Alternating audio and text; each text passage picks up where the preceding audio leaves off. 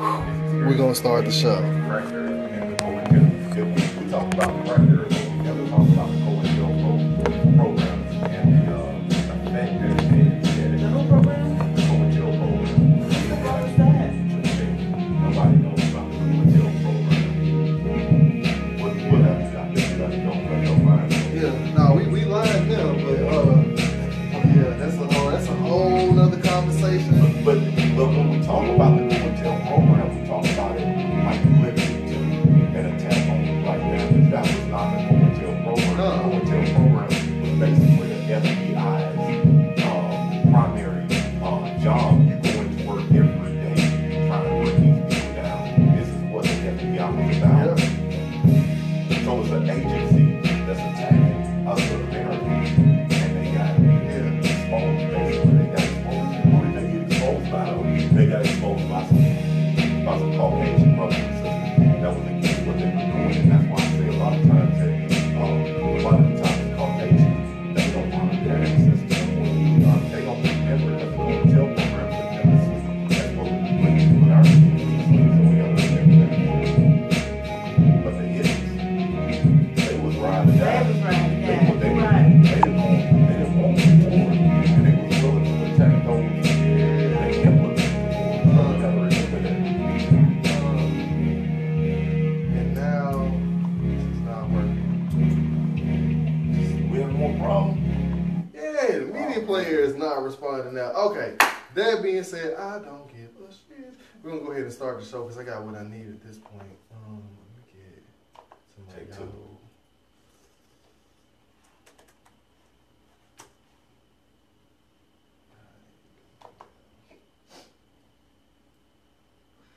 Okay, y'all. Man, I'm sorry about the delay. Apologize.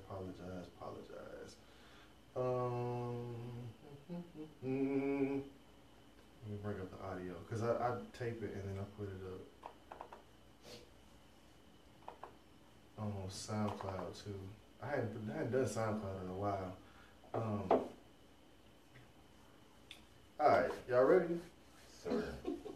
Uno, dos, tres. Hey, welcome to the It's About Time show. I am your co-host, Chuck Beard. And unfortunately, neither one of my co-hosts are here with me this evening. The noble Anton Birch is traveling, and the queen, aka Miss Nicole, hopefully she'll be back very shortly. However, that being said, I know people on Facebook Live can see that I have a room full of folks with me. So I'm going to let everybody introduce themselves briefly. Just give your name and say hello. Martina. Hey, I'm Martina. Okay. Hey, I'm Tamaris. And hey, I'm Yolanda. All right, so we got Martina, Tamaris, and Yolanda with us this evening, right? And what we're going to be talking about is empowerment, economic empowerment in the black community. So, before we get into that, y'all know how the show goes. If you've listened to the show before, if you haven't, I'll explain it to you. Basically, I have a segment called What the Fuck Chuck, right? And I'm always on the internet looking at crazy stuff, finding crazy stuff, and I feel it's my duty to report it to y'all. This week, and I'm sure probably a lot of y'all saw the story. Probably everybody in the room saw the story. But on Valentine's Day of this year, February the 14th, there was a young man who, I guess he suffered from depression or whatever. And because he suffered from depression, didn't have a girlfriend, he was depressed on Valentine's Day, right? So this dude, and I'm not going to give his name, God bless the dead. But this dude basically masturbated until he gave himself a heart attack. This dude jacked off 56 times. And his heart got so, I don't know. How did they know? Who counted? I mean, That's what somebody asked me. I guess they had like, you know, the little CSI little numbers where they put the bullet shells, like 1, 2. How is that even possible? I don't know. I know, right? I'm just 56 saying. times though? That man, I don't know. There must be some kind of way to count. I haven't done the research. I will admit that. As a matter of fact, I don't even know if I want to do the research on that. Right. That might be a little bit too much for me. But yeah, this dude, 56 times, and he was found. I read the article. He was found by his mother. Oh. And basically, what they said is he had done it so many times that it just like basically fell off his body. Yeah, so he has ding-a-ling in one hand and he was just laying there. That's not has possible. to be, yeah, That's no, not that has possible. to be fake. Tell me what happens when somebody jack out 56 times then. I mean, 'Cause that's wanna not know. even possible. First of all, who counts? How do you count? Like, do you not lose That's count? number one. Look, I don't. Is it in a row? Is it? So when maybe you some masturbate, forensic. Your penis gets weaker from the body. I mean, how does it fall off?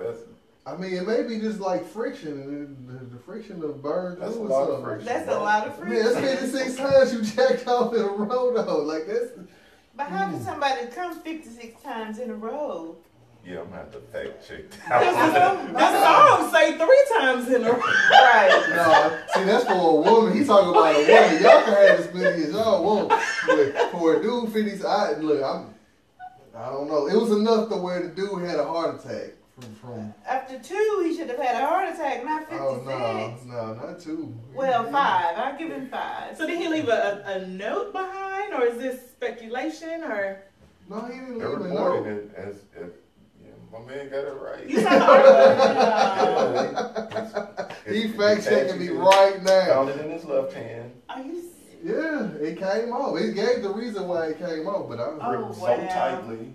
It was gripped so tightly that they couldn't get it out of his hand. Wow. okay. That's hilarious. Martina, Tamaris, and Yolanda, welcome to the What the Fuck Chuck segment. Like I said, it's always something crazy that I'm finding, and this dude jacked off 56 times and died. That's a hard way to go. Damn, no pun intended. No pun intended. Got you. I didn't mean it like that. I That's promise I didn't mean it like that. That's funny. But because the queen is not here, normally she does the give it to him queen segment, and you know, we are definitely missing her. Basically, I'm just gonna do a quick little rant and allow my visitors here today to, I guess, chime in if they want to. There were three police killings this week, right? There was Keith Lamont Scott, Terrence Crutcher, and Tawan Boyd. Keith Lamont Scott was in North Carolina. Terrence Crutcher was in Tulsa, Oklahoma, and Tawan Boyd was in Baltimore. So it's another person killed by the police in the city of Baltimore after Darren Seals was in St. Louis. Or he was in Ferguson. Right. But no, it was after Walter Scott. That was his name. But at some point, this bullshit has got to stop. Because it's open season on black people. Whether we want to admit it or not, it's open season on black people. And the problem is, there'll be a preponderance of evidence, but then somehow the cops always get off. And with these 3 cases, I'm not looking for anything different. To be perfectly honest with you, I wish I could hope for something different. I wish that the outcome would be different. However, if you really want to do the research, like how often are things any different than what we've seen in the past? I don't think the justice system is going to change. And basically, I'm wondering what kind of spin they're gonna put on this case, and then how much they're gonna pay the family off after they decide they're not guilty. And I put this in my Facebook earlier this week. The whole system that we got is sick. The system that protects the officers is sick. The officer that shot, or the officers that shot these 3 men are sick. And then as a society, especially those of y'all who watch Fox News, if you can spin it to say that this man did, or these officers did nothing wrong, when you see a man murdered in cold blood, we got a society that's sick. And then, I hate to say it, but we as black people, we become sick too. Because we believe that this system protects us. We capitulate to this system. We even invite this system into our homes and to help raise our families and think that this system has our best interest at heart. That being said, you know, I wish we could see something different. I wish that, you know, we would have a different outcome. But all evidence points to it's going to be the same thing that's happened over and over and over and over and over and over again. Where the cops kill people, innocent people who were doing nothing wrong, minding their business on a day-to-day basis. Somehow the spin comes out. Then they're going to demonize the black man, and all of a sudden they're going to get off. And like the underlying thing here is there's no such thing as a bad cop to the media. There's no such thing as a good black man to the media. And in the justice system, racism and the blue code is alive and well. And I just want, do y'all have any comments or anything about what's happened this week? Yeah, thanks for having us on. Thank you for having me on personally. And when we're talking about like the situations that's going on, I think it's so in your face now. You know what I mean? Mm-hmm. It's like when you talk about blue codes and things of that nature, it's like, yeah, that's a no-brainer. But when you say it's got to stop, I'm sure the opinion of the police unions and whoever's making these decisions, because I don't know, it's like, what are you going to do about it? What are you going to do about it? We're doing you a favor by paying your families off. But the reality is, we don't have to do that. What are you going to do about it? You have no way to protect yourself. Exactly. Exactly. I mean, that's the hardest part for me. That's the most frustrating part for me. Like, we see our own being murdered, and we get no justice. We get nobody that stands up for us, and then there's no difference that's made. But study history. Look at Katrina and how they did people. It's like you can't protect yourself, you can't feed yourself, you can't. Shoot, if we leave you on an island and we cut the escape routes off to where you can't get to us, you just lay there and die. That's all you're gonna do. So yep. I mean, so we do whatever we want to do to you, and if you don't like it, what are you going to do about it? Yeah. Either we shoot you or you lay there and die. Right. I think it's going to have to start with politics. Right. We're obviously never going to meet Hillary or what's his name, Trump. Yeah. So I think it's had to start with the local politics. We have to get the politicians out of office that's been in there with all these outdated ideas and get somebody in there that is really going to help us, our community. Okay, I'm going to go in on that point. Go ahead, please. There's so many laws that I'm have been set up. We got to get some laws changed. That's the talking point. Hey, Kaylin. My cousin from Atlanta. That's a talking point for a lot of people, right? They say, well, voting nationally don't work, but voting locally, go get involved, and you can get a lot of people out. Well, my thing is, whenever I hear people say that, I say, show me, because we've been voting long enough that we should have a case study, a history, something that shows us that it works. So show me one time that we got these people out of offices, and don't tell me that we don't vote, because I mean, it's you know, come on. Ferguson is 70%. Look at Ferguson, 70% black. Yep. For me to believe that it has a 95% police rate, and I mean police department and all the politicians, you would have to tell me that 70% of the people stayed at home, and all 30% of white people went out. That defies my mind. That doesn't make sense. So voting obviously on a local, that's my position, or national scale. So, but do we think that our community votes for the positions that matter? Because up until this year, I didn't even realize that in Tennessee, your assessor of property was a voted office. Your sheriffs, your judges. And the first time that I went to vote, when I turned 18, I was given a piece of paper. I was with my aunt, and she said, here, vote for these people. And it was the presidential election. So I never got that conversation about the local elections, nor did I care until, you know, I got older and you know, I started realizing how the other offices affected us, even certain school board positions. But when the last time that I went to the polls, I walked in, I voted, and I walked right back out in 5 minutes. It was so empty in there. Mm-hmm. And so I'm wondering how many of us really realize the significance, even down to the judges. I don't like that judge, but I don't go vote them out. And some of the questions are not even who you're voting for. It's whether or not this person keeps their position or replaced. Because you go down the line and they say, keep or replace, keep or replace. Mm-hmm. And so, you know, we don't even show up in numbers, or, you know, I can't say that we don't, but I wonder if we show up in those numbers, mm-hmm. in those local elections to make a difference there. Okay. I'm going to weigh in on and give my little point of view on this. Because, okay, we kind of went over here to voting. I don't think voting is the answer, to be honest with you.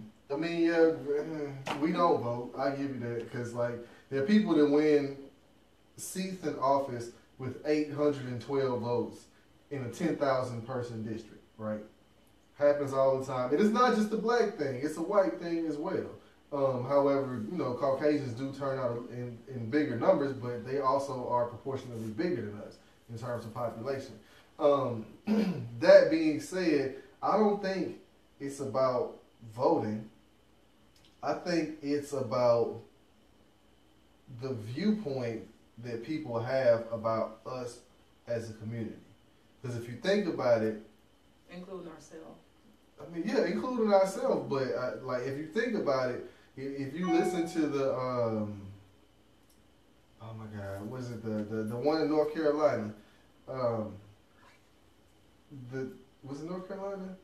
No, the one that was in Tulsa. The big bad dude? Yeah, he looks like a bad. How do you know this is a bad dude? Right. Even with Ferguson, when they talk about Mike Brown, right. He was like, he was a demon. Trayvon Martin, he was a demon. What was the little boy that got shot? Tamir Rice. Yeah. Tamir Rice, when he got shot, he was a demon. That's how all these people keep getting off, because they can demonize black people in front of an all-white jury. And because they've been taught to believe somehow that black men are demons by nature, all he had to do what he had to do. He was in fear for his life, so we're going to let him go. So we have to change the culture of what we think about black men, number one. Then we got to change the culture about what we think about police officers. So here's another question I have. Because you mentioned jury. How many times have we heard, I don't want to serve on jury duty, I'm going to do everything I can do. I've never been asked to be on the jury at all. That's going to be Well, look forward to that $13 a day that they give you. But however, you know, but I've heard that many times. And I've seen it when I served on jury duty earlier this year. Some people came in to purposely not want to be. And I understand, like, initially, I didn't want to do it because I didn't want to be held accountable for making a difficult decision. But then I realized that if you don't have enough of us to choose from, we can't complain for not being chosen. And then the same thing I'm wondering about, which is not on my heart to do.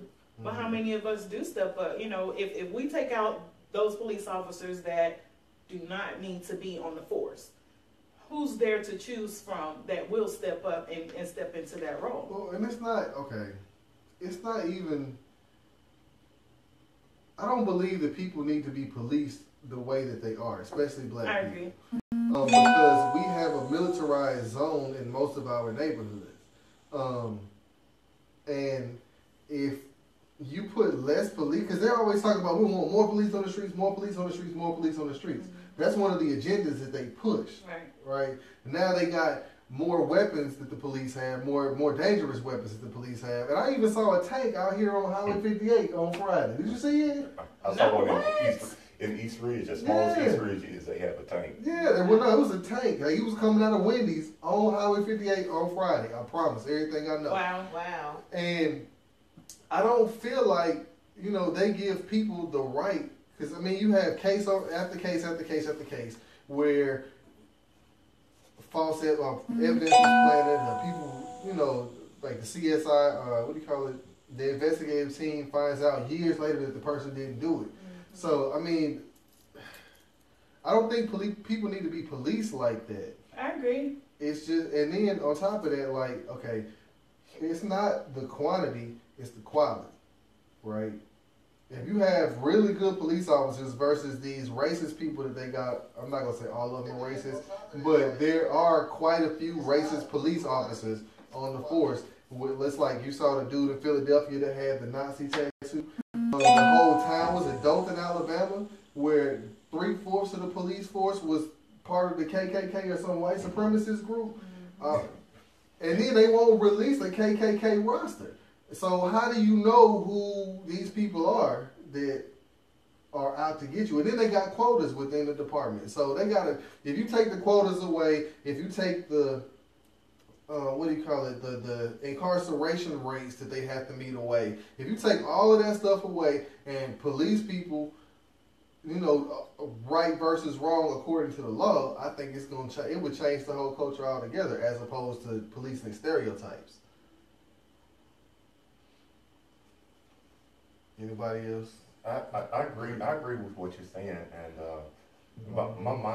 my position is probably most of the time it's going to be different than everyone else's, just because, and it's going to line up more with yours. As a black man, we have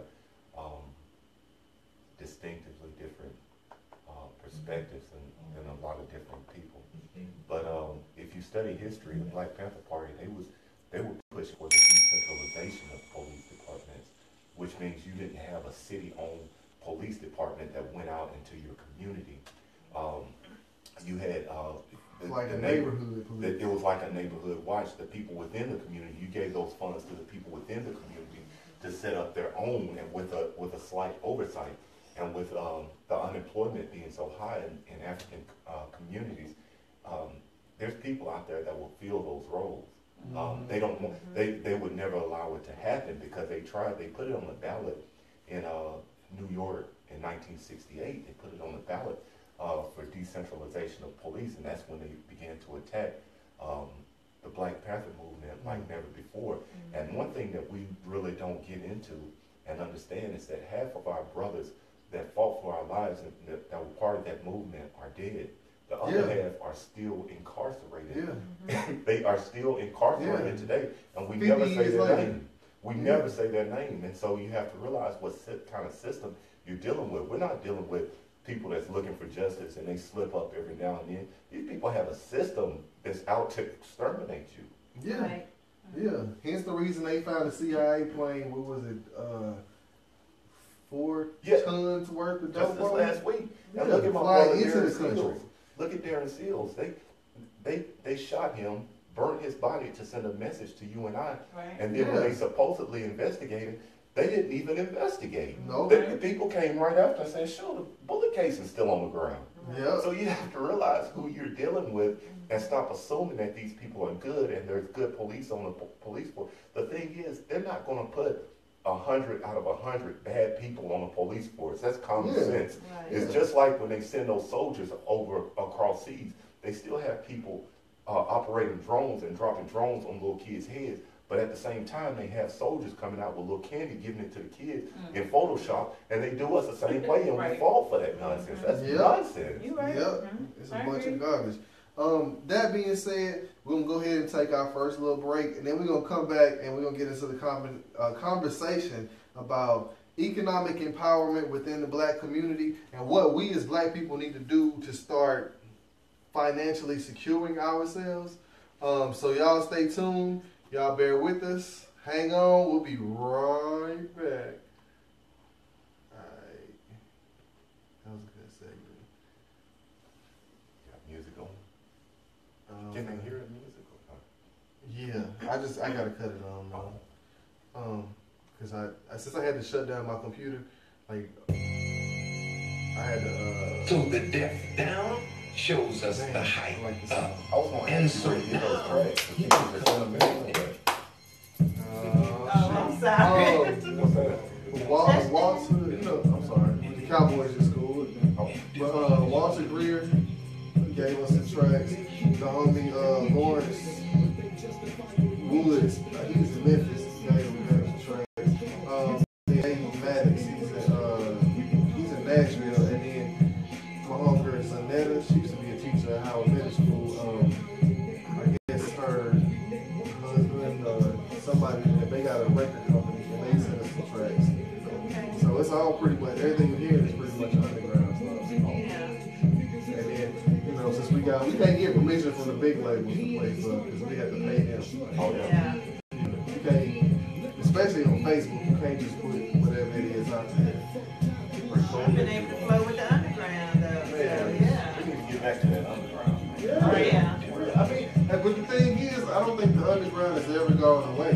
It's just that it became a lot harder to locate underground artists. But it should be. With YouTube.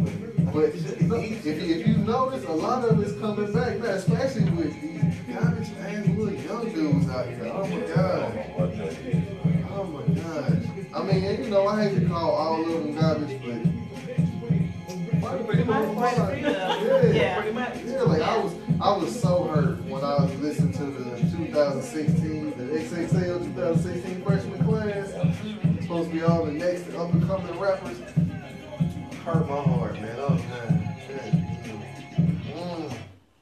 Okay, let's get back into it. I'm sorry. Yeah, see, we gonna talk about rap music now. I'm gonna be mad. Alright, second segment. I'm gonna lead it off, all that kind of good stuff. Hey, everybody watching. Miss Duffy, hey, how you doing? Okay, let's go. Welcome back to the It's About Time show. Right now, I know everybody introduced themselves. It's Martina, Tamaris, and Yolanda that are here. But they are also part of a group called S.E.E.D. S-E-E-D. And what I want them to do right now, what I want somebody to do right now, is explain what S.E.E.D. is, what the goal is, and how it came about, all that kind of good stuff. Anybody, somebody. Martina. S.E.E.D.S is an acronym for Social Economic Empowerment Development Solution. And that is what we try to do. We try to come up with solutions. We try to develop solutions. Hold on, say the acronym again, please. S.E.E.D.S, which is social. Go ahead. Okay. Social Economic Empowerment Development Solutions. Social Economic Empowerment Development Solutions. Correct. Okay, S.E.E.D.S with an S on it. My bad. With that S on it. Because we're trying to find solutions. It's one thing to talk about it, but it's another thing to come up with the solutions, and that's our intent. So we're a group of people that get together to discuss ideas and try to find solutions. We try to focus on 3 areas right now is, education, economics, and what was the third? Community. Yes, community. Education, economics, and community. Okay. Yes. Okay. So how long has the group been in existence? What, June? Yeah. 2 months, probably. Yeah. We started this year around June, Okay. this summer. Okay. And, since y'all here, even though I pretty much know, but I gotta ask these questions. So, like, what's the goals, like, in terms of economics, social, and then what's education? Yes. What are the goals in each one of those areas? So when it comes to the education, we some of us have jobs in like corporate America, Yeah, and I do. and so we want to make sure we're utilizing the some of the benefits they have and allow us to work with people like Junior Achievers. We're just making sure we're using that platform to go out and reach some of the kids in the community. When it comes to community involvement, we have a wonderful sister, Terry Lee, who's a liaison between Mr. Kevin Muhammad, and they have things. So when it comes to education and community involvement, there's already conduits out there. We're just making sure we get on board with somebody and working with them.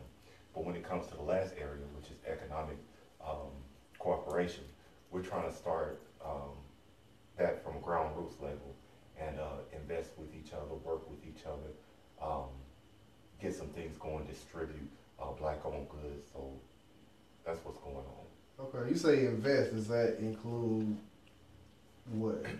So what are the options that you're looking at investing in, or the different types of investments you're talking about making? okay, so it's evolving, right? So Mhm. and like any group that started from the beginning, we didn't want to box ourselves in and say this is exactly what we're doing. What we started doing was an investment club. Nobody Okay. knew anything about an investment club, so we went out and got books that would teach us about an investment club. After we got through reading, we said, well, maybe this is a little more than it was a little more than we wanted to get into, so we had to back up and punt. And so right now we want to work with. We're looking into some people. I got a meeting coming up. What is that? What's that date, Chuck? October 6th. I think so. Yeah. October 6th. That we're supposed to meet with a young lady and. Yeah. No, it's the 3rd. October 3rd. October 3rd. Okay, October 3rd at 6 p.m. We're going to meet with a young lady that's already established, and we're going to get some information from her. That's from that point of view, from that direction. But we're also working, actively working right now to pull our resources and go out and find black produce goods so we can distribute those goods and yeah, trying to do it from that angle as well. Okay. And is there a website? How do people get in contact with the seeds? Everybody on Facebook that's probably listening right now or that knows somebody that wants to get involved, all you have to do is befriend either Yolanda, Martina, myself, or you, Chuck, and we'll add you to our group. We don't have a website right now, but we have an email listing. We have a group forum on Facebook, and we have a meet and greet where we meet each other once a month and kind of get together and do this talk. When's the next meet and greet? I'm just being nosy. The next meet and greet is October, help me out. The 8th? October 8th at, October what is 8th. it, 2 p.m.? 2 p.m. We're gonna meet out at the River Park. What's October 8th? Is that a Saturday? Saturday, It's on yes, it's on Saturday. Okay. At the River Park. Yes. Okay. And I'm like, let me, if I may, the way it started, okay, so I had got off Facebook, but then I was getting a lot of texts, a lot of messages from people who were saying, look, what do you think about the latest murder? Because these murders pop. So what do you think about the latest murder? What can we do? And I said, well, I don't have an answer. I don't have a gun. I mean, you know, I don't have an arsenal of. Yeah. So the best thing I can do is just focus on something positive instead of using this as, it's almost turned into like a reality show on Facebook where we watch these murders play out over and over again. So I said, let's do something. And so I started trying to work, and I got my sister Martina, which was the best thing that could ever happen. And we got Yolanda on board, and now we got my man Chuck, which is Morehouse graduate, so he can't get that. I think we got a dream team. We got a nice, I mean, to be honest, so we got the minds that it's going to take to make things happen. We just got to get community involvement, which is the hardest part ever. But we're not going to give up. We're going to keep on pressing forward. Trust me, trying to build this show with get people involved, that's not an easy job at all. Because people will say they support you all day, but then when it comes down to showing, improving, and actually taking ownership, man, Yes, sir. it don't happen Yes, sir. very easily. I say it like that. Okay, so now we learned a little bit about what S.E.E.D.S. is trying to do. Don't forget, October the 3rd, 6 p.m. Go to the S.E.E.D.S. on Facebook to look up the page and like it, become a part of it, whatever. So it's a closed group, so you actually have to be invited to join. Go to me, Chuck Beard, on Facebook, and then let me know that you're interested in it, and then I'll definitely hand over to Martina and Yolanda and Tamaris, and they can figure out who they want to put in the club or not. But on the 3rd of October, that's when we're gonna have the investment seminar. Then on the 8th of October, that's where at the River Park. That's correct. Man, what happened to going to Epic? I wanted to go have some drinks. And they fish. They just good. I'm just saying, hey, I'm an adult. We gonna all have to be adults. That's on the list. That's on the list. Outing, yes. Okay. Yeah. Okay. And if y'all haven't been to Epic, please check Epic out. That's the club that I know Johnny. What's Johnny's last name? I don't know the people personally. Oh well. Black on, put it like yeah, that. it's black on. Harrington, Johnny Harrington is one of the owners there. But yeah, y'all please go support Epic. It's a nice spot actually. So back to the S.E.E.D. organization. October the 8th at the River Park. Whoever it is, want to come out, please come out, check us out. Also, learn some stuff, try and get involved. And even if it's not with the S.E.E.D.'s organization, start using tools to start becoming self-sufficient within your community. Because, go ahead. I just wanted to add a little bit. We do have members within the group. So it is a closed group, but you can, anybody is welcome to join that would like to contribute. We have members in the group that do share community things. There's one, Demetrius Coonrod. She invites us to parental, what is it called? Yeah, parental empowerment meetings. Mm-hmm. And also Yeah. violent reduction initiative. Yes, It's It's coming up. What's the date on that? Is I think that it's tomorrow. I think it's tomorrow. Yeah. Yeah. But, So there's a lot of sharing of information about things that are going on in the community that we can be a part of. There was the house on the Haven on Hughes, what was it? Which was a volunteer opportunity to go and help rehab a house that will be used to serve the community. And then, like Tamora's mentioned earlier, we do partner with Junior Achievement for those of us that have that available through our employment. There's different things that we do, as well as the meet and greet, which is always nice to meet, other people in the community, like-minded people. And then we do try to shout out local Black businesses as well to get the word out that, for our brothers and sisters to be able to go and support. So I think it's a really nice group for us to be able to show that support and also get the word out about things that are going on, as well as a forum for us to be able to discuss issues as well. Oh yeah. If you ever heard any of these discussions that we have, you better put your thinking cap on, and you better strap in and hold on because the discussions take off. Okay. Can we do something? I just wanted to correct that date. The Chattanooga Violence Reduction Initiative is Thursday, September 29th, 2016, and it's at the Kingdom Center at Olivet Baptist Church. What time is it? It's at 6 p.m. Okay. Off of M.L. King.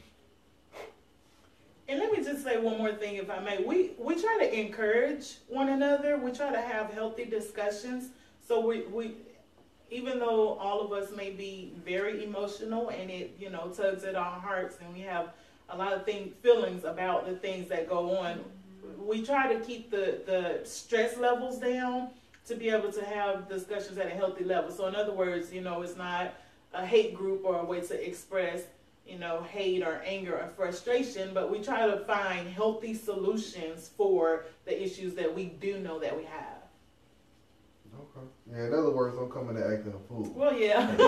And we sit on our personal page, so we say, okay, now that I'm upset, what can I do to make a difference? Yeah. And everybody can do something. It could be, one thing, even like we mentioned, the house on Haven, if you can spend 1 hour one day painting one room, that's an opportunity to give back to the community. So those are just examples of things that all of us can do to help make things a little bit better.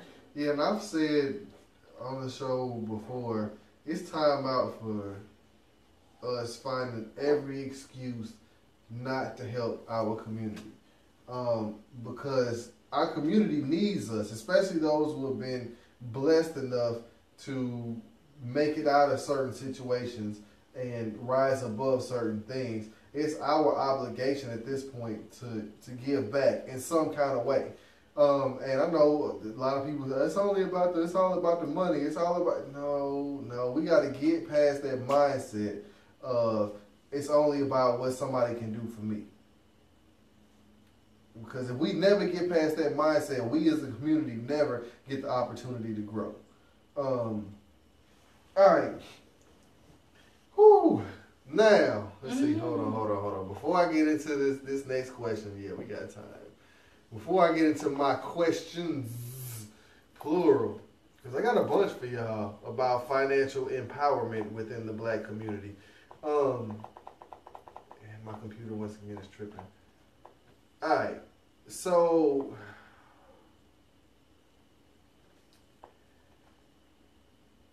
one of the biggest things that happened after some of the verdicts dealing with the young black men getting killed by cops is a lot of black people started taking their money out of Caucasian banks and put it into black banks, right? Y'all saw that in the news, saw Big Mike, Willie D. I don't know. They tripled, quadrupled the deposit levels in certain black banks, right? My question with that, and this is the question that I always had, like with that black bank movement, what do we expect to gain out of that? And then, like, where do we go from there? Anybody? I'm going to tackle that first. Go ahead. Because when they first started doing the Big Mike came out and we started moving our money to the bank, I think I made a post in S.E.E.D.S. and I was like, okay, if I go down to Bank of America and I put my money there and they are willing, right? They're willing to loan more to our community than that black-owned bank, what do we do? Because my thing is, whether we're talking about a politician, whether we're talking about a bank, no matter whatever we're talking about, we have to go through a vetting process and make sure that we're not putting black faces in high places for no other reason than having them there. And so when I got to looking into it, I started to realize that there's a lot of these banks, even though these banks may be well-intentioned, they have to answer to their bosses, basically. And their bosses, the people that own these banks, are not black at all. And so you're supporting a facility because it has black people inside of it. But they're not going to be able to do anything more for you than anyone else. I mean, well, okay.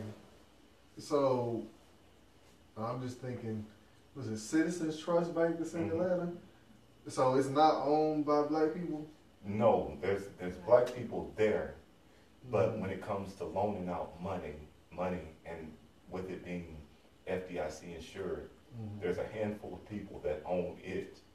So what, the FDIC or no, the FDIC doesn't own it. Okay. But before you can get FDIC insured, you have to come under an umbrella. Like a hierarchy, yeah. Just like if you go down to the car dealership, you can't go get you a car made in Ethiopia, even though there's cars out there. Yeah. You're gonna choose between a Ford, Chevy, or one of the whatever they have available. Yeah. So there's people that control that industry that's not going to let you come in and restructure the industry. their industry. It just don't work that way. Okay. Well, no, I mean, okay, because like this was my thing about the whole I'll say my piece then, I'll let y'all talk. But this was my thing about the whole movement towards the black banks is that, you know, number one, it's not really going to change the way the community looks immediately, right? If at all. Yeah, they are scrutinized by the SEC, the FDIC, and, you know, other organizations.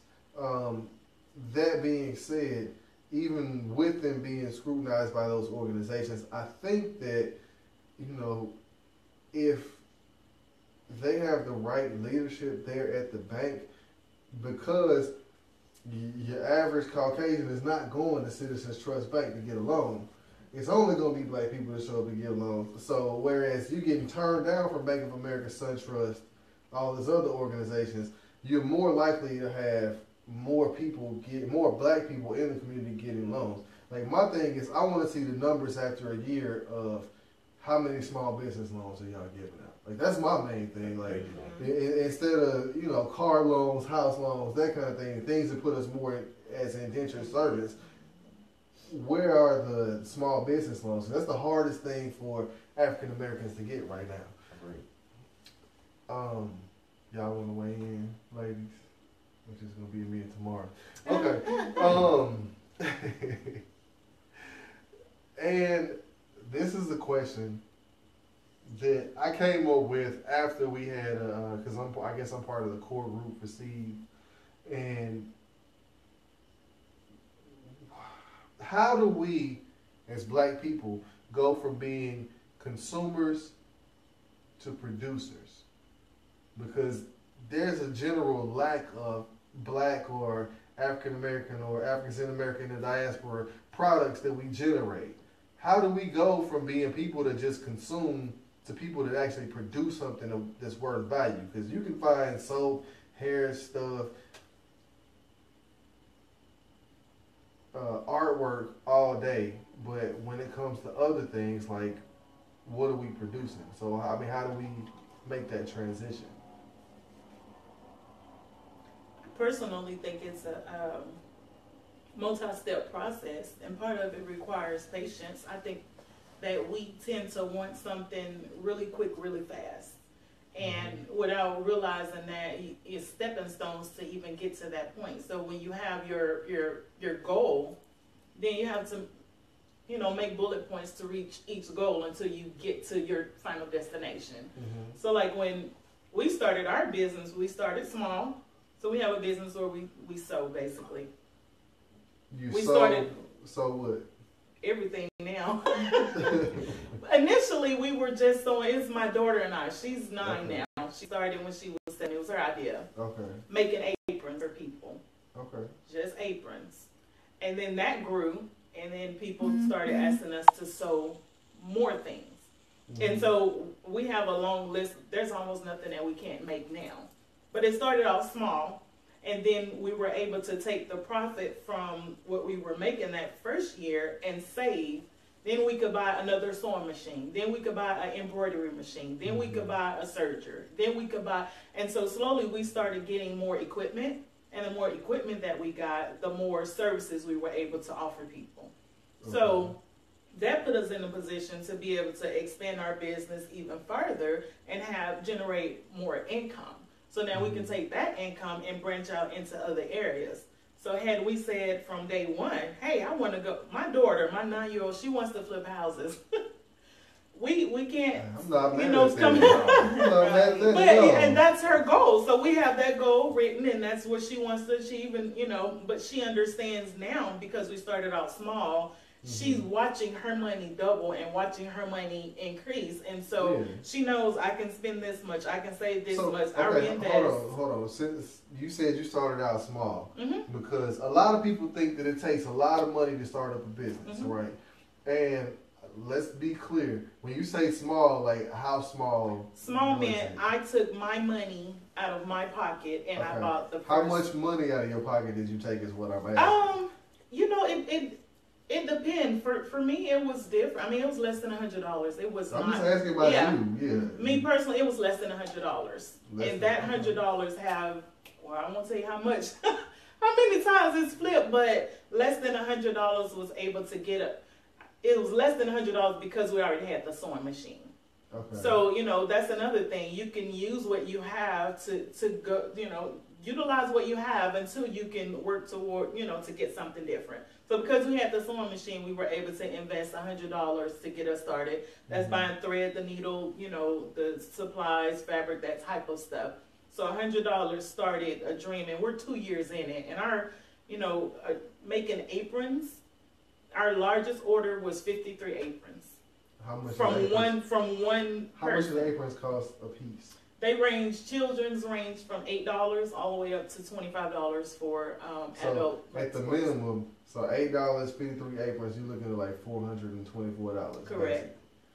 Okay. So basically, that one order quadrupled what you use as initial investment for the aprons. Correct.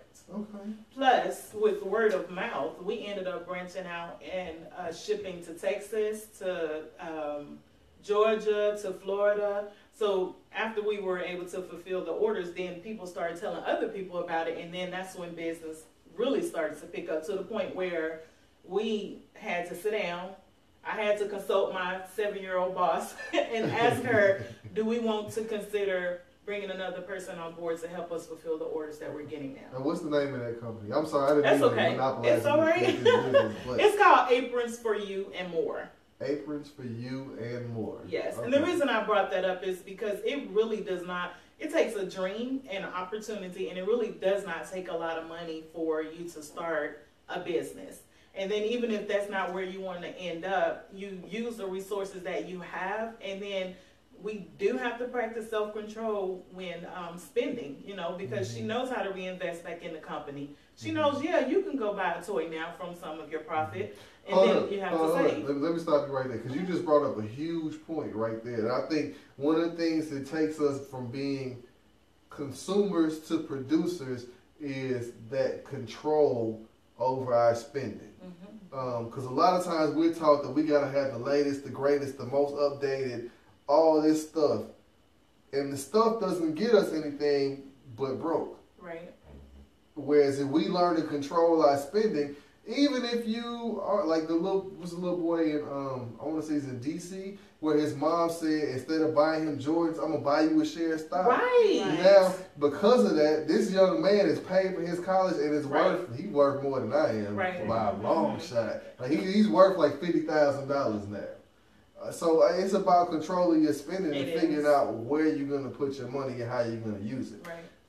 Somebody else want to weigh in on that? How do we go from being consumers to producers?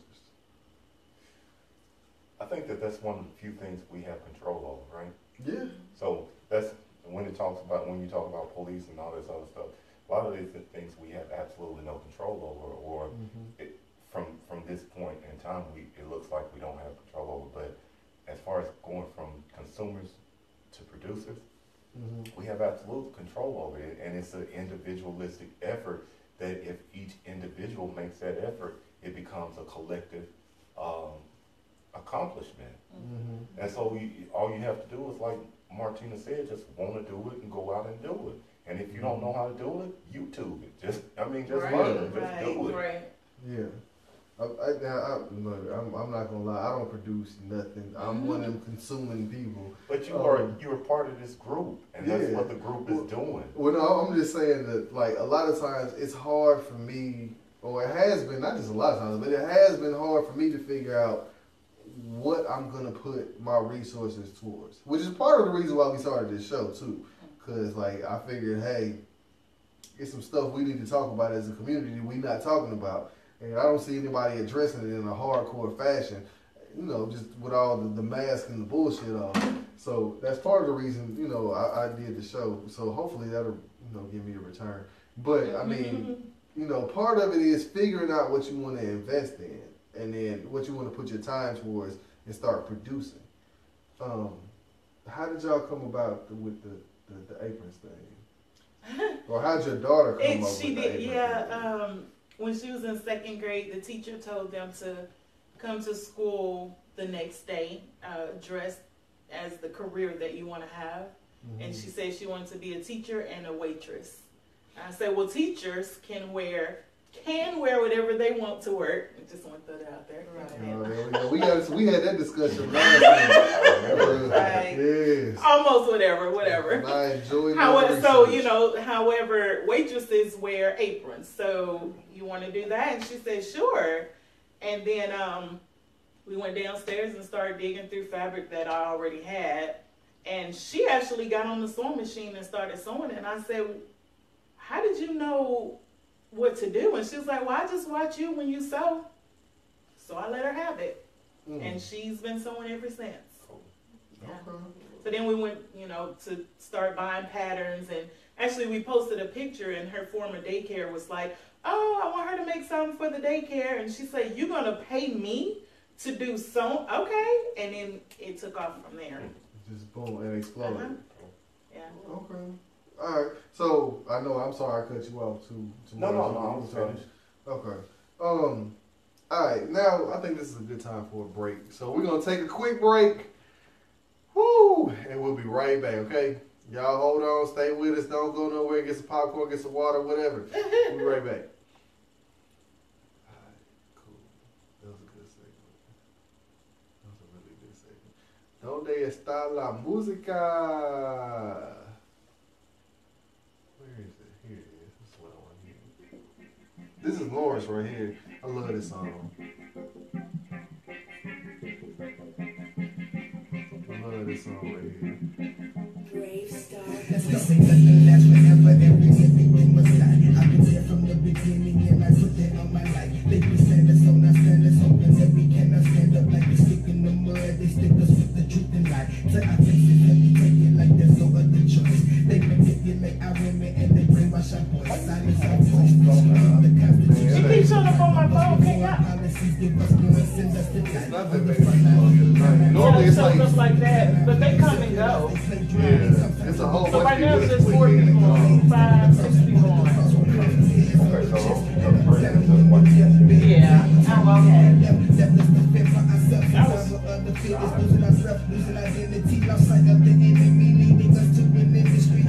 I think part of it is the Cowboys game. oh yeah. 4 people.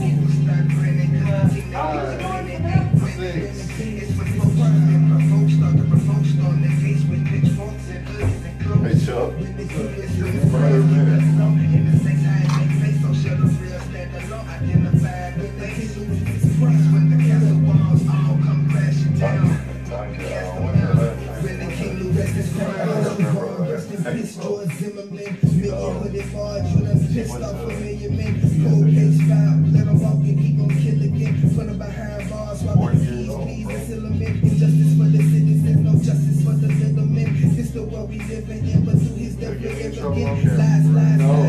No, I don't know who that is. I've never seen that person in my life.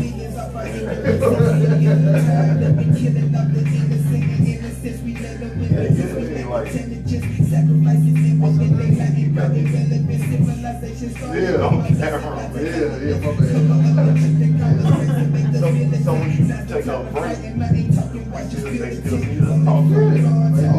The live stream, live stream is still going.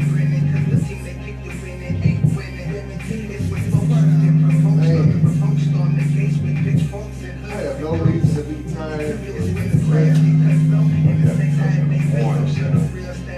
I work from home though, so I'm good. I go right out to the garage, crash my computer. I'm good. I'm pretty jealous of all these people that keep saying they work from home. You ready, Yolanda? Yeah.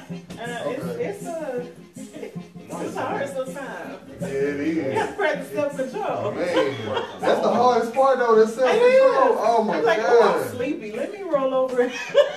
Yeah. Nice. Working from home? Yeah. Oh, it is. I did it. I can't couldn't even do it. I lie. had to go back in the office. I was like, I see, I've thought about that, but People I stopping can't. by thinking you just, Oh, child, that's why I park in the garage. They don't know who home. oh my God. Yeah, I live on this dead end. Yeah, right. They was beating on my door. I'm like, you know I'm at work. Nah, I'll folks be don't. at the gym. A lot of people don't even know I'm back in Chattanooga, so that's good for me. I love it. I love it. Y'all ready? Hey, welcome back to the It's About Time show. We are doing the financial empowerment show today, and we have Yolanda, Tamaris, and Martina with us right now.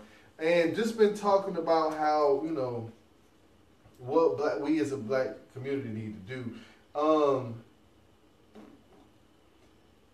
One of the biggest questions, because as a community, we see 1.3 trillion. Is it trillion or billion? $1 trillion. Trillion. Trillion every year as a community. That's what we take in. We give out I think we give out like 1.1 trillion of that right back out of the system. Maybe even 1.2 trillion goes right back out of our community. And you know, I understand people got to pay bills. You got to have a job. You got to blah blah blah blah blah. Right? How is it that we can somehow, or how do we unify so that we can start building our communities? Because we got to know we make more than most countries in the world in 1 year as a community, or as a people, not a community because we're not one, but as a people. So how do we unify and start building an infrastructure in our community? You speaking on all those things. I'm gonna speak up. Go ahead, talk about it. That's what you're you're here speaking for. on all those things that hit home with me. Okay, so they tell us 1.3 trillion dollars, and we make as much money as, I think it's like the 4th or 5th largest nation. I can't remember, or 9th or something like that.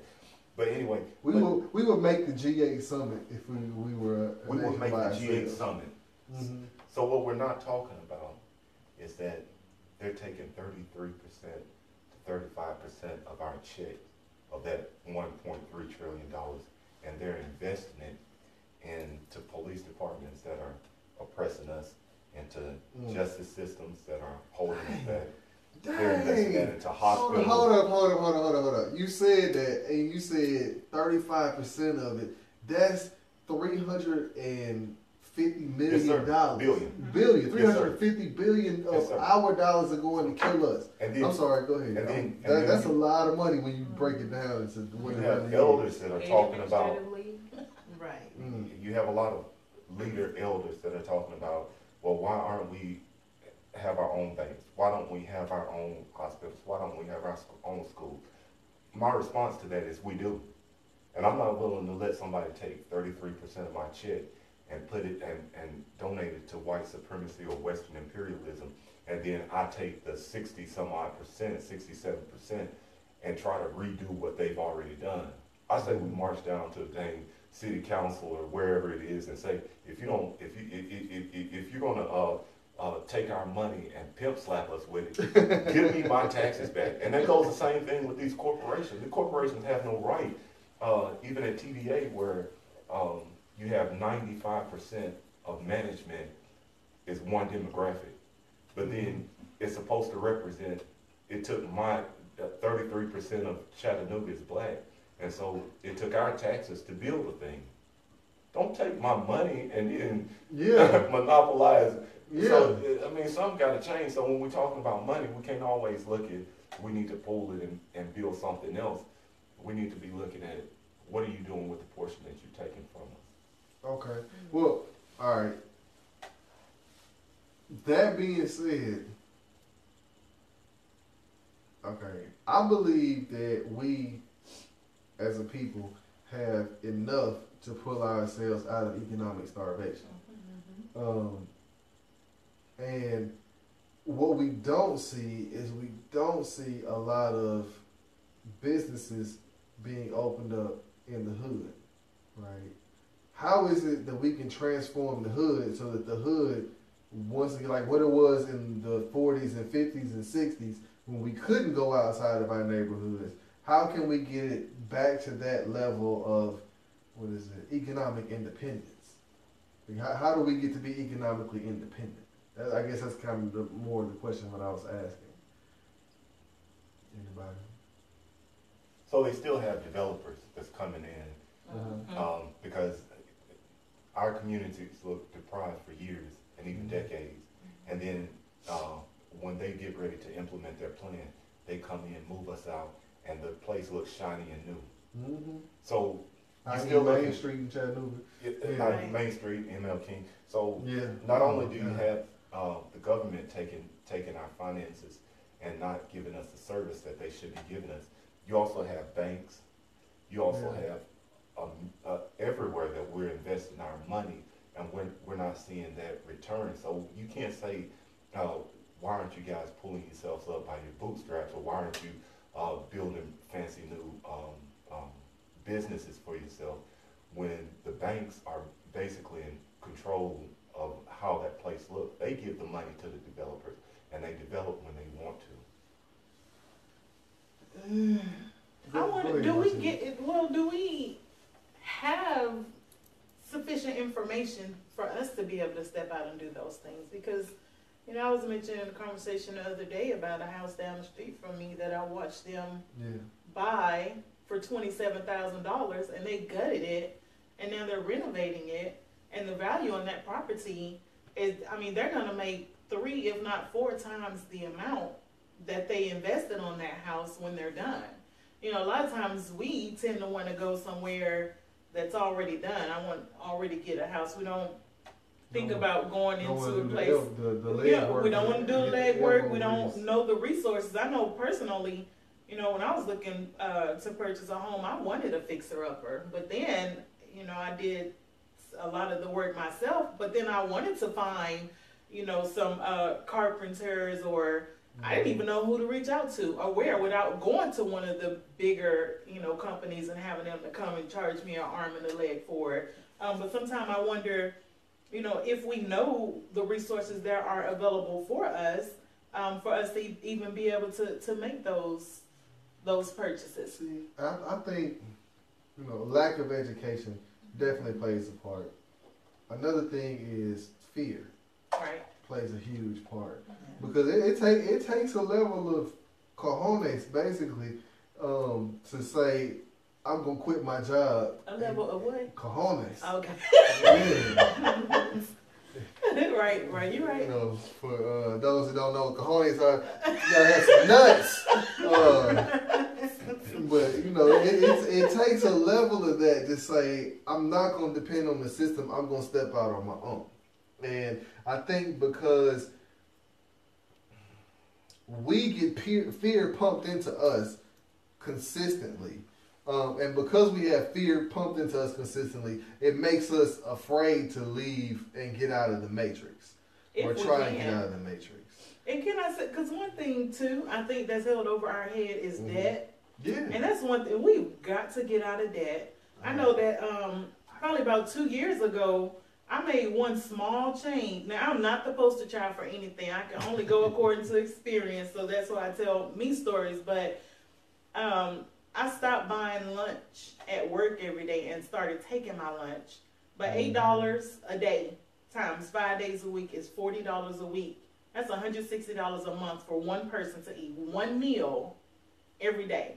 So imagine what you can do with $160 per month, you know, towards chipping off at that debt. So, you know, you're a slave to your debtor. So if we continue to accumulate debt, or if we continue to only make the minimum payments and not get out from debt, then yeah, you're gonna always look to, you know, the hand that feeds you instead of stepping out on your own. Yeah, you just said something there. Like, even you said $160. That's just lunch. Now, if you eat breakfast too, I mean, you know. Well, no, like if you take that $160 and split it in half, and you say, I'm gonna put 80 on debt, and I'm gonna put 80 away for an investment. Right. You know, that's per month. So let's see, that's what 80 times. That's 800. Yeah, that's a 960. Basically, you chopping $960 off of debt, and then you taking $960 and putting it towards building something for your future, your children's future, your family's future. Yeah. So you absolutely got to do those kind of things that you're talking about. But I think that, well, it's two kind of, you got investment where you're spending $27,000 on a home and then gutting it. And then $960 not gonna cut that. I mean, let's be honest. Yeah. So she's being honest when she's being realistic when she said you got to get out of debt. But another thing with those big cojones, you got to have a line of credit. So with your education and your lack of fear, you can have all the education, lack of fear you want. But until you have a line of credit that helps you out when you get to gutting that house and then you find out you got to shore it up, you're not going to get anywhere. Well, no, don't get me wrong. I'm not saying that credit is not necessary. Credit is necessary at a certain point. But the thing is, to have the credit continue to hang out over your head is what you don't want to have. or to continue to have that debt hanging out over your head is what you don't want to have. And like, if it's a home loan, like I did real estate, I told y'all this before, but I like, if you put an extra $100 towards your mortgage every month, you'll pay your mortgage off, and you got to put it towards principal. You'll pay your mortgage off, a 30-year mortgage off in 15 years. Basically, you chop your mortgage time in half. Just that, and you said exactly how to get it. That's $160. So you put an extra 100 there, you still got 60 left to do whatever you want to do with it. And 60 can go towards investment or whatever. But you know, that's just one good, and that's good that you say that, because that's a good practical way people can start looking at it. And with that being said, with that 160, you can't just go off and jack it off. You can't just go to the club and buy a whole bunch of Hennessy. You got to do something productive with that $160. So now, how do we get the businesses going? We kind of hitting on it. We getting towards the answer that I was looking for with the question, because it's not a one-fold answer. I don't believe. Like, you got to go. How do we get to owning the businesses and then also owning our communities? Because a large portion of our community is owned by people that don't live in our community. Yeah. How do we get to be owners of our community? Do that homework.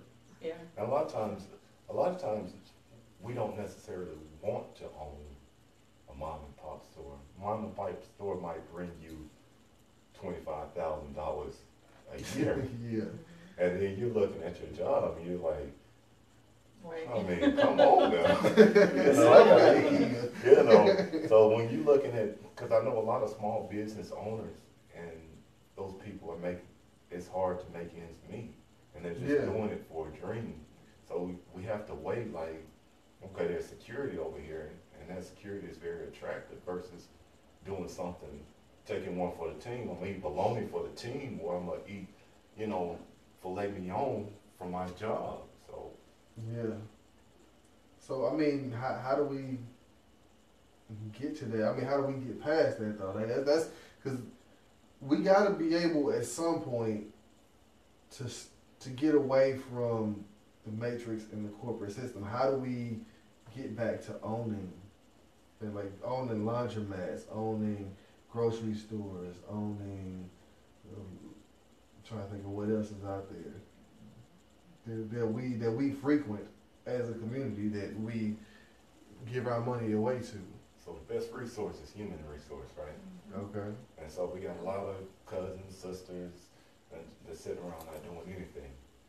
The thing that I would do, and the thing that I've thought of doing, is taking my money and starting something, and then getting somebody else to run it while I'm working my job, because I know it's not going to bring a bunch of money, but it's something that I have, and it's going to show me, I can build off of it. But at the same time, I need to eat the way that I've been eating the last such and such years. Yeah, you got used to steak. Yeah, so I'm not trying to go and get a $10 an hour. It comes up to $10 an hour.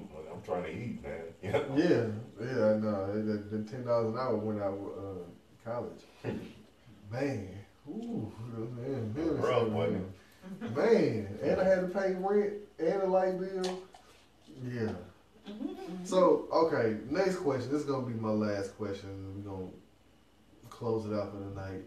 And we kind of touched on it too, with you saying, that one little thing about cutting out lunch. What are some things that people can do right now? Aside from that, you already gave me one example. I'm going to ask Yolanda first, because she's been quiet over here. Ain't saying nothing. What are some things that we can do right now to become financially free? You should have never put me on the spot. There we go. Got a tongue tie. Right. I think the example that Martina gave earlier definitely was a good idea. But right now, it's really time in order to become financially free, it's time to save. We spend so much money out, and I think just putting money back, saving money, and putting it away for a rainy day. I think that, and in addition to that, I think it's so, we have to support each other. I don't think we do that enough in our community. And just circulate our dollars in our community as often as we can before moving, you know, our money out. So it's, I think for me, we just have to be a support system for each other, and really, and it's time, you know, to save our money. Okay. Yeah. What'd you say, Tamara? I'm sitting here trying to think of the quote. It's something like you can't control that which you don't manage, or something another. You can. So a simple Excel spreadsheet would do it. Make the dollar figures add up. I mean, a lot of people are like, I got paid Thursday and I'm broke already. I don't even know where it went. Every dollar you spend, put it on the spreadsheet and be done. And that'll go a long way, I think. Yeah. What you think, Martina? That's true. I think another thing that we did is when we spend cash is better than card, actually. Because when you swipe that card, you don't get a realistic picture of what you're spending. You don't see it leave. Yeah, but when I do spend cash, I take the coin money and put it in a bucket at home, and that accumulates at the end of the year. I think we had like $200 last year when we cashed it in just from Mm-hmm. coins. So, I mean, that's a lot of money goes through your hand that you don't even realize, you know. Couponing, you'd be surprised how many good deals are out there and how much you can save. But then bartering too. I had a friend who, she's a photographer, and I sew.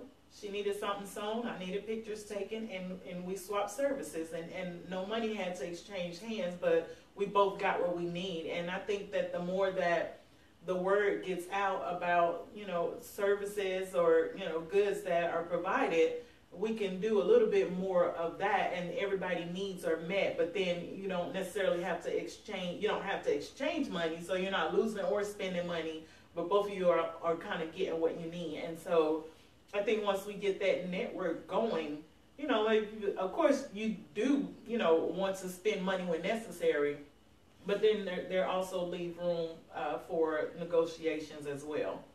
Not negotiations by asking for the product cheaper. However, if you have a skill and someone else have a skill, and you all, you know, rub my back, I rub yours kind of thing, I think when we get back to that type of community involvement, then we'll see things. That's also back to the question I asked at first about being producers and not just consumers, because a lot of people, all they got to offer is some cash. Yeah, right. And that's another thing. I'm glad you brought that up. How can we help? You can help with your money. If you don't have money, you can help with your time. We can, you know, you can help with your resources. Sometimes we have people that don't have money, don't have time, but they can be a resource or a liaison for other resources. So everybody can contribute. I'm glad that you mentioned that, because it's not just money. You know, it's not just time. You know, I stay really busy. And a lot of us do, but then, you know, you can be a resource as well. So everybody does have something that they can contribute. I'll say this to kind of answer the question that I just asked y'all. I read a book, and I don't know if y'all have read it or not, called The Richest Man in Babylon. You ever read that? And it's like maybe a 60-page book, something like that. But it's in terms of finances, it's one of the best books that I've ever read, because it gives you practical day-to-day information. And it starts out with this dude who, I guess in ancient times, is starving, and he sees the richest man in Babylon. And he goes to him, he asks him, like, how did you become so rich? So the guy's like, you know, he gave him a few things, rattled it off. But the first thing that he told him, he was like, save 10% of your income and come back and see me in a year, right? So after he saved 10% of his income for a year, you know, he went back and saw the dude. He's like, now you can start going out and investing. And the next thing he did, he went out and he made a couple of investments. The first investment he did, he was going to invest in jewelry. And he and one of his friends got together. His friend goes to buy some jewelry in a far off land, Comes back, it's all glass. And he was like, so what'd you learn? He was like, well, you know, I learned that I don't know what I'm doing selling jewelry. He's like, okay. What you really learn is that you don't buy jewelry from somebody that's not a jeweler. Because his friend was a brick mason or something like that. So you don't buy jewelry from a brick mason, or you don't send a brick mason to go get jewelry. You buy jewelry from somebody who knows how to sell it, or who knows what it is. So, like, all that being said, like, the book talks about, you know, practical ways that you just step by step by step by step start overcoming these things that are on top of you in your life. Okay, I'm gonna go ahead and wrap the show up with that, because, you know, we can keep on beating the horse, but I don't want to keep beating it. So Beating the horse. Yeah. That remind me of the what the Right. I wasn't gonna say nothing. Oh man. Woo. Yeah, I'm leaving that completely alone. Alright. Well, the way we normally close out the show is we do shout outs. So I'm gonna ask each one of y'all, start with Yolanda, the quiet one. You got any shout outs you wanna do? First of all, thank you for having me. You're welcome. Shout out to Martina and Tamaris, and you as well, Chuck. I absolutely enjoy partnering with you guys, so huge shout out. To my new, she's supposed to be watching me, but I'm sure she's in the bed. But her name is Leslie. I just joined the Big Brothers Big Sisters, so definitely a need for that. We have so many underprivileged children that definitely need some guidance in their life. So shout out to Leslie. Okay. Tamaris. Shout out to my man, Coach Severs, and shout out to Big Angel. What's up? Yes, I'm gonna sir. say your real name. I know you don't like that. I don't care. Shout out to Taryn, Sister Taryn. Nobody on your page gonna go harder than Sister Taryn. Taryn be on them. So shout out to her. Okay. What about you, Martin? No, I did my shout outs during the show, so. Oh yeah, Go ahead, your y'all. daughter. Give your daughter's company again, and then where can they find that? Because that's what people need to know. Yes, it's Aprons for You and More. It's on Facebook. She also have a page called Reenie's Thinkies for her other. She does YouTube videos. That's RINI So I can learn how to sew apostrophe S. through her YouTube Yeah, video? she does it all. Wow. And she Okay. does a video for it, yeah. Okay. She also takes buckets and masking with tape and decorates them. Like, she does it all. So So she's super creative. she is, yeah. Cool. But Reenie's Thinkies on Facebook, and then Aprons for You and More also on Facebook. And then if you know somebody that's a part of the S.E.E.D.S. Group, reach out to one of us and we'll be happy to have you. Okay, so I'm gonna finish out with my shout outs. First I gotta shout out Barbara Kings. Terrence, thanks for hooking me up. Menlo Park Grocery Store, the homie Sean Daniels. Circa 94 Beats, Black Folk Inc., that's Walter Lee and his group. Thank you for the beats. We appreciate everything that you've done for the show, everything that you've done to help us grow. Also, 100 Check Records, 100 Check Club Records. That's Jake Maddox in Nashville. Forever Records in I forgot what part of Georgia. They in Georgia though. I'm sorry. Shout out to them too, because they've all given us beats and stuff for the show. And please, I also want to shout out JL Studios. The homie John Lindsay is getting ready to open up a tattoo studio. So if any of y'all need a tattoo, want a tattoo, whatever, go see him. It's gonna be on Charlotte Road. I forgot. I didn't write the address down. I apologize about that. Also, Urban Voice. Jermaine Harper is the publisher and the editor of this paper. Please, please, please pick it up. There is advertising space in the paper if you have a business that you want to advertise with. And then last is the Hamilton County Black Caucus. Tomorrow evening from 7 p.m. to 9 p.m., which is kind of jacked up because they got the presidential debates going on tomorrow. But from 7 p.m. to 9 p.m., the Hamilton County Black Caucus is having a meeting at the Westside Baptist Church. Westside Baptist Church is in Alton Park. But from 7 to 9, if you can make it, please come out, please support. It's time to start changing the culture, especially in politics in this city. And this is one of the ways that we're going to do it. And we always, or not always, but we have been wrapping up the show by using the Black Panthers quote. Basically, this is the 50th anniversary of the Black Panthers. And the Black Panthers, with every speech they gave, with every rally that they had, they always started by saying, power to the people. Power to the black people, power to the white people, power to the brown people, power to the red people, power to the yellow people, power to the purple people. Power to the people. All power to all people. And we're done.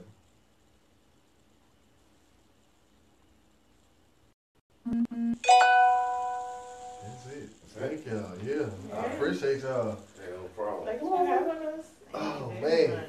Hopefully we didn't go too long. Whew.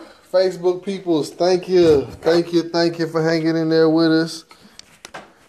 Thank you, and we thank you, and thank you.